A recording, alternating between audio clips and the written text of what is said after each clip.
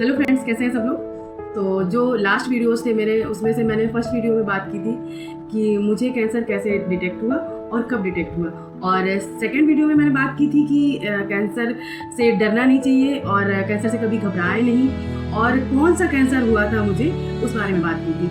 तो इस वीडियो में हम बात करेंगे कीमोथेरेपी के कितने फेजेस होते हैं और कीमोथेरेपी के एक एक फेजेस में कितने साइकिल होते हैं, उसके बारे में बात करेंगे। तो चलिए शुरू करते हैं। तो मेरा नाम राखी चौहान है और मैं एक ब्लड कैंसर सर्वाइवर हूँ। तो जब कैंसर डिटेक्ट हुआ तो जैसे एक एक्सीडेंट हुआ हो मेरे साथ क्या, मेरे हस्बैंड को भी सेम वही मेरा फिजिकल था, लेकिन उनका मेंटली और हर तरह से कि क्या हो गया अचानक से इसको, ऐसा हुआ था। तो उस टाइम ऐसा लग रहा था कि क्या हो क्या रहा है, जैसे पैर के नीचे से ज़मीन खिसक जाती है ना, एकदम से कहावत है, बोलते हैं ऐसा, सेम वैसे ही हुआ था मेरे साथ। मेरा सब कुछ ठीक चल रहा था, अचानक से मुझे पता चलता है कि मुझे कैंसर हुआ है।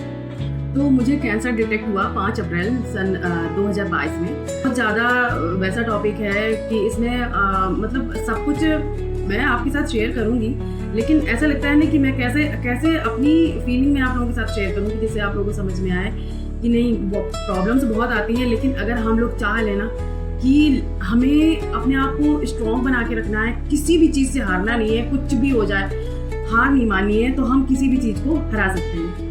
तो चलिए आगे बात करते हैं, शुरू करते हैं। तो क्या हुआ, अचानक से जब कैंसर का पता चला तो जो हमारे जो डॉक्टर थे लखनऊ में, जैसा कि मैंने बताया था आपको लास्ट वीडियोज़ में कि कमांड हॉस्पिटल में मेरा कैंसर डिटेक्ट हुआ था। तो वहाँ पे डॉक्टर थे डॉक्टर संजीवन शर्मा। तो उन्होंने बताया कि आपको एक्यूट लिम्फोब्लास्टिक ल्यूकोमिया है, और एक मेरे हस्बैंड को एक वो दिया मैनुअल प्रोटोकॉल, उसको बोलते हैं प्रोटोकॉल दिया। प्रोटोकॉल में सारा कुछ ट्रीटमेंट्स लिखा हुआ था और कितने साइकिल होंगे और कीमो के कितने फेजेस होंगे, उसमें कितने साइकिल होंगे, वो सब सारा कुछ था। तो उसी के हिसाब से हमको चलना था और अपना ख्याल रखना था। मेरा फर्स्ट साइकिल स्टार्ट किया गया। उसमें फर्स्ट साइकिल में क्या था, 1 मंथ में हर वीक इंजेक्शन लगने थे। तो जो पहला इंजेक्शन दिया गया था उस टाइम में मैं ICU में ही थी, तो ICU में ही एक इंजेक्शन मुझे दिया गया। फिर वहाँ से फैमिली वार्ड में शिफ्ट कर दिया गया। वहाँ पे फिर मैं जाती थी और इंजेक्शन लगवा के फिर से फैमिली वार्ड में आ जाती थी, इस तरह से दिया गया। फिर ये पूरा 1 महीने तक चला। फिर सेकेंड साइकिल स्टार्ट हुआ। सेकेंड साइकिल में क्या था कि उसमें 16 इंजेक्शन थे। 16 इंजेक्शन में क्या था, हर वीक में इंजेक्शन लगते थे। तो हर वीक में जैसे 4 इंजेक्शन लगते थे, फिर उसमें CBC और के टेस्ट होता था, उसमें सारे काउंट्स गिर जाते थे, फिर इंजेक्शन दिए जाते थे। ऐसे कर करके सारे 16 पूरे इंजेक्शन दिए गए सेकंड साइकिल में। उसमें मैं बीमार भी हुई। बीमार क्या मीन्स, इट मीन्स इन्फेक्शन हो गया मुझे एकदम से। इन्फेक्शन ऐसे हुआ कि कीमो जब जाता था तो सारा कुछ ड्रॉप होता है, जब ड्रॉप होता है तो उसमें इन्फेक्शन के चांसेस ज़्यादा बढ़ जाते हैं। तो फिर वहाँ से फिर हम कीमो रोक दिया जाता है। फिर उसको लेवल में लाने के लिए मुझे ब्लड ट्रांसफ्यूजन मेरा होता था, प्लस WBC ऊपर वापस लाने के लिए मेरे पेट में इंजेक्शन दिए जाते थे।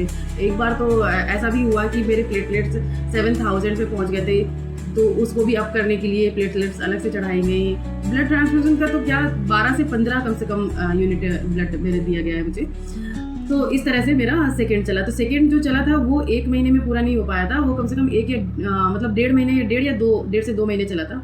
उसी में सबसे ज़्यादा मुझे एक तरह से देखा जाए तो प्रॉब्लम्स आई थी। फिर चलिए फिर आगे बढ़ते हैं। फिर नेक्स्ट मेरा थर्ड साइकिल। तो उसमें क्या था कि थर्ड साइकिल में मुझे हॉस्पिटल में एडमिट होना होता था।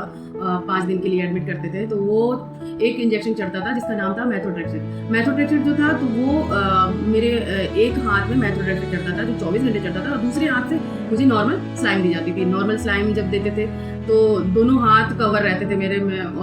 रात में जब फैमिली वार्ड में जब एडमिट थी वहीं पे मुझे दिया जा रहा था। अलग रूम था जहाँ पे कम थोड़ा सा वैसे पेशेंट थे जिनको इन्फेक्शन के ज़्यादा चांसेस होते हैं, वहाँ पे रखा गया था मुझे। तो वहाँ पे साइड में एक बकेट रखी होती थी, उसमें जब इतना सारा पानी जा रहा था जो नॉर्मल स्लाइम से, तो वॉशरूम की दिक्कत होती थी। तो वहीं पे बहुत प्रॉब्लम थी, उसके बारे में बाद में बताऊँगी कि कैसे कैसे मैंने ये सब एडजस्ट किया है।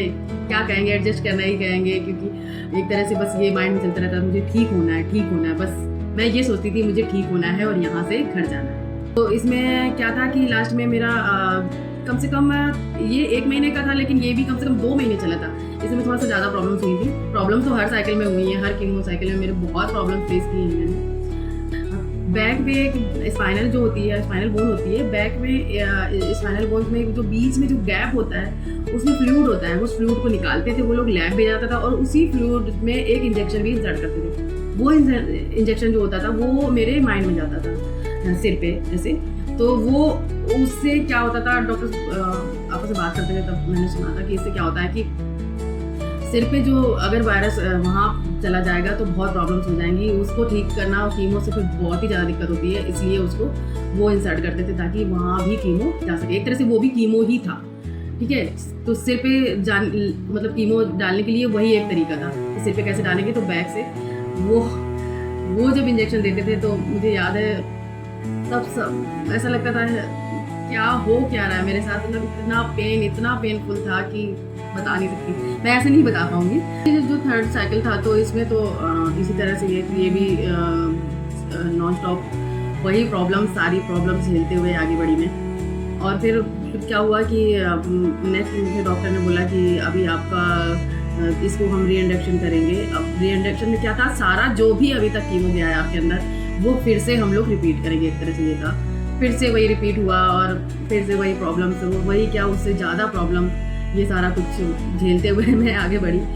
और एक चीज़ मैं आपको बता दूं कि मुझे जब इन्फेक्शन हुआ था कीमो के दौरान तो मेरी TLC काउंट आप लोग सुन के ही आपको लगेगा कि इतना कम, HB भी कम, 4 या 5 ऐसे ही पहुँच गया था। तो सब कुछ नॉर्मल करने के लिए फिर मुझे पेट में इंजेक्शन दिए गए, WBC बढ़ाने के लिए दिए जाते थे वो, और इसके लिए प्लेटलेट्स के लिए मुझे प्लेटलेट्स अलग से चढ़ाई गई।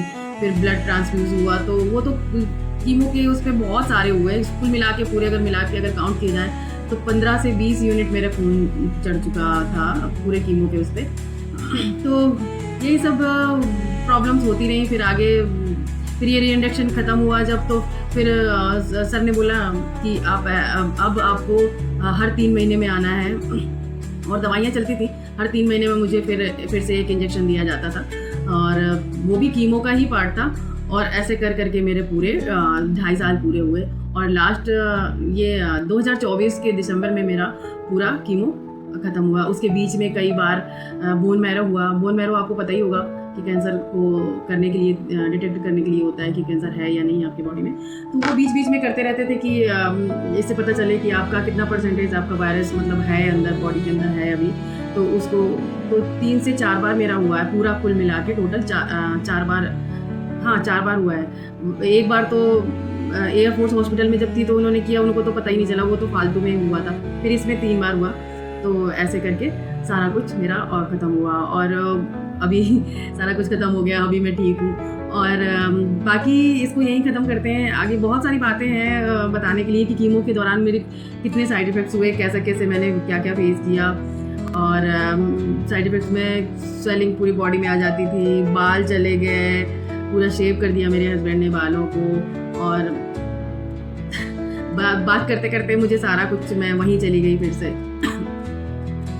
और जब ये कीमो चलता था तो मैं रात भर उल्टियाँ करती थी, साइड में बकेट रखी होती थी, हस्बैंड भी। तो इसके बारे में हम लोग बाद में बात करेंगे। अगर आप लोगों को थोड़ा भी ठीक लगा हो तो प्लीज़ बताइएगा कि हाँ आपको मेरी ये स्टोरी, जो भी मैं रियल स्टोरी है, मेरे कैंसर जर्नी जो मैं बता रही हूँ, आप लोगों को कैसा लग रहा है सुनने में आप लोगों को। तो क्या होगा कि इससे तो मुझे और मोटिवेशन मिलेगा कि तो मैं और नेक्स्ट बता पाऊँगी, और वीडियो डालूँगी मैं, और ज़्यादा से ज़्यादा शेयर करूँगी मैं आपके साथ अपनी जर्नी। क्योंकि मैंने जो फेस किया है वो मुझे लगता है कि मेरे हिसाब से तो बहुत ही ज़्यादा ही था, मतलब मेरे लिए। क्योंकि मुझे पहले ऐसा एक्सपीरियंस तो मैंने कभी, मतलब किसी ने भी नहीं लिया होगा। मतलब भगवान न करे किसी को भी ऐसा ये बीमारी ना हो, ये बीमारी किसी को भी ना हो, मतलब दुश्मन को भी ना हो, जो कहते हैं उनको भी ना हो।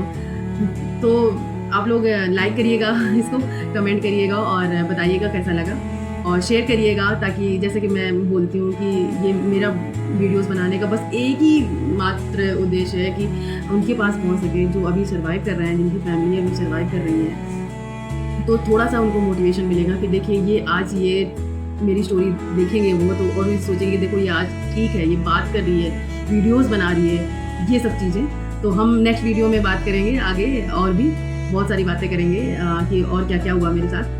तब तक के लिए थैंक यू, बाय बाय।